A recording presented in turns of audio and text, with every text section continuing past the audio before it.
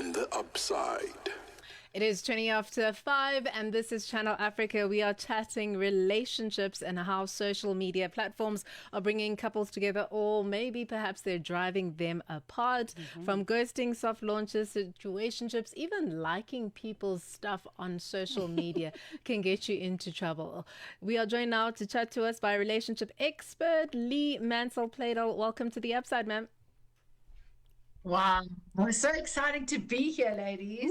We're so excited to talk to you because people are even meeting their people on social media. There's suddenly these rules that you can only post after a year or when you get your engagement. You get people like me who hard launched my man the first day on our first date.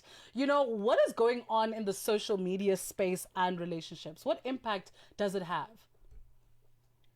Such a great question, because I think it's so relevant with what's happening at the moment in the dating space. And it doesn't matter what age you are, whether you're in your 20s or in your 30s, 40s, 50s, social media has a huge impact on the way that we engage with each other. The thing that stood out for me most, ladies, is I'm thinking social media gives us a misperception of what's available. If you think about your inbox and how, like, your direct messages, how I'm sure you also get flooded with people saying, "Hey, gorgeous, how you doing?" I know my clients do, and they're like, "Lee, but I'm dating this person and I like this person, but I've got like 10 people blowing up my DMs. What must I do?" And I'm like, well, they're just saying hi. They're not necessarily relationship material. True. So I think social media gives us a false perception of what's really out there. So let's talk about now, some of the things that when you enter into a relationship, some of the social media arguments that happen. I mean, sometimes you'll find your man liking every girl's picture, and then other times you're finding, his DMs now popping up, and the way he's responding is not in the best way. How do we kind of set the right parameters for social media within dating? I think it's great. I think it is important to have some ground rules around dating and social media. I think that it also the conversations are really important to be had, so that we understand what each other's boundaries are.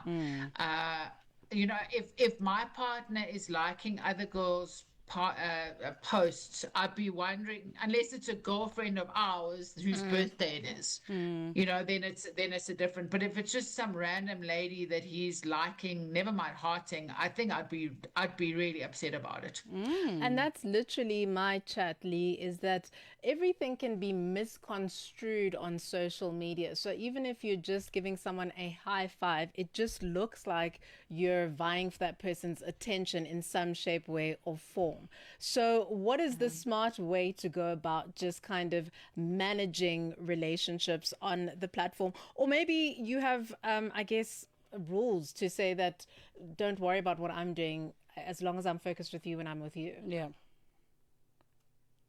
And is that okay with you? I mean, for some people that may not be okay. Because for me, I don't know, I'm old school. I'm 52, and Facebook and these things birthed when I was in my adult years. Sure. So I've navigated them successfully, in that I've dated people. I used myself. I haven't met you ladies before, so you may not be aware of my style. It's not that I necessarily like talking about myself, but I like to share my experience, because I feel like then people can learn from what I've done. And I obviously speak confidentially about my clients as well.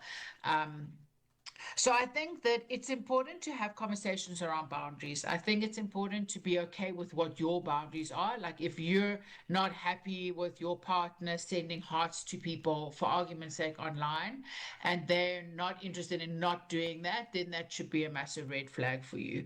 I'm not saying that one needs to control the other person online, but I think that it is important to have parameters and to have boundaries, and to understand that the way that we show up in online needs to be integrous with how we are, and who we are.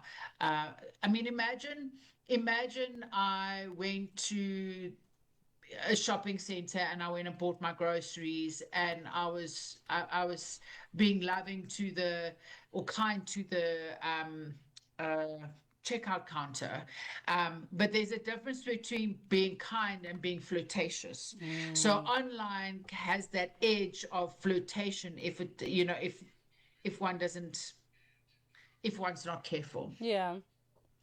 But I feel like also these conversations never end well. And I think it comes from, people always trying to defend their character, defend themselves, and kind of forgetting that, you are in a relationship. I mean, I was listening to you, talking about setting those boundaries, and it reminded me of a particular situationship where, it's not even that he liked everything. It was just the comments as well. And whenever I expressed that, it was almost like I was insecure or there was something wrong with me. So what if you hit that brick wall where, the partner is not necessarily willing to understand the sensitivity of social media, and you're saying, listen, this is my boundary? Because I feel like that friction happens quite a lot. I mean, I even think about posting, for example. Some people are just super, super private, don't want to post. And then you have the social butterflies who are posting, literally even eating a sandwich with you. So what happens when we hit a brick wall?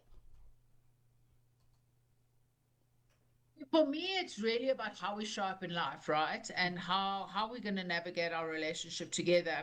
If one's, I mean, these kinds of conversations are more so for people who want to be in serious dating situations. If it's a situationship or it's a friends with benefits, or there's a loose arrangement around the relationship, then how somebody shows up in social media, I guess, is not really a discussion that one's going to have. So these kinds of conversations I suggest are for people that are wanting to be in more committed, serious relationships. And then to have, when you're coming up against a brick wall, understand that maybe somebody needs to process the boundaries that you have that aren't in alignment with what they have, and they need to just go and think about it a bit, and then to have another conversation about it. But I really encourage people to open the conversation.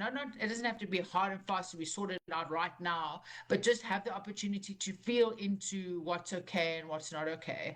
And just to develop because what you're doing, you're creating a boundary around the relationship. You're keeping, and it's not about keeping people out from a jail point of view. It's just about protecting the sanctity of the relationship. So it's just, I love you and I don't want you to feel insecure about anything. So I'm not going to do anything that's going to make you feel insecure. And so it's understanding what that looks like.